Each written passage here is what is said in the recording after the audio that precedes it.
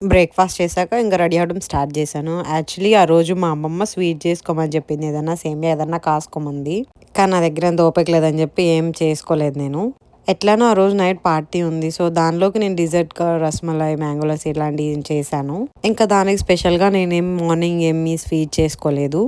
మా నాన్న గూడా చెప్పారు ఏదో ఒకటి స్వీట్ చేసుకొని తిను అని.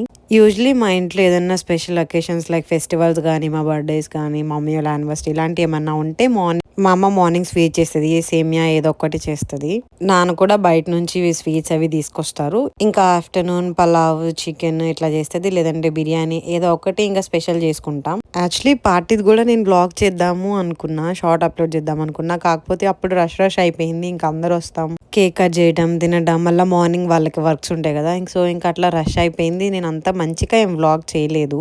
నాకు గూడా అంతేం ఐడియా లేదు. ఎందుకంటే వాళ్ళొచ్చిన వాళ్ళని రిసీవ్ చేసుకోవడం ఇట్లానే సరిపోయింది. ఈసారి నా బర్త్‌డేకి నేనసలు కుకింగ్ ఏం చేయలేదు. ఓన్లీ ఒక మ్యాంగో లస్సీ మాత్రం నేను చేశానంతే. రిమైనింగ్ కుకింగ్ అంతా ఫ్రెండ్సే చేశారు. చాలా థాంక్స్ చెప్పాలి వాళ్ళకి. ఇంకా డెకరేషన్‌కొస్తే అసలు ఆ డెకరేషన్ వాళ్ళు 4 అవర్స్ చేశారు. ఎంత డెకరేట్ చేశారో కదా! నాకైతే నచ్చింది డెకరేషను. డెకరేషన్ వీడియో గూడా పోస్ట్ చేస్తాను నేను. చూడండి మీరు కూడా. ఇవన్నీ ఒకటైతే కేక్. అస్సలు నేను షాక్ అసలు కేక్ చూడడమే. కస్టమైజ్ చేయించారు ఫోటో ఏసి. అదైతే ఇంకా చాలా వేరే లెవెల్ ఉంది. నేను ఆల్రెడీ బర్త్‌డే పిక్స్ పోస్ట్ చేశాను యూట్యూబ్‌లో చూసేయండి. అట్లా వాళ్ళు కేక్ కస్టమైజ్ చేసినందుకు కేక్ కాస్ట్ వచ్చేసి $130 అయిందంట. అంటే మన డబ్బుల్లో వచ్చేసి అది ఒక 10,000 అనమాట కేక్ ఒకటే.